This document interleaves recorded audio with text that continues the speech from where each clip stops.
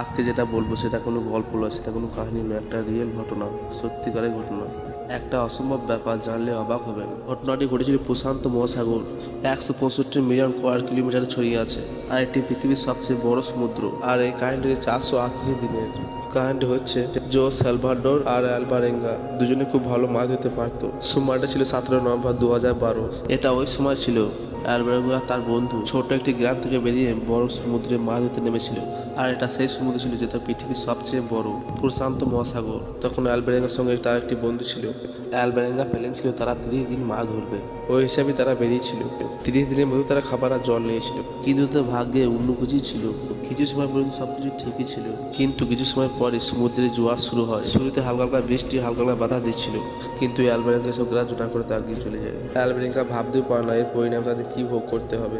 যখন হাওয়া জোর বাড়ে তখন অ্যালবারেঙ্গা বুঝতে পারে এক খুবই ভয়ঙ্কর জোয়ার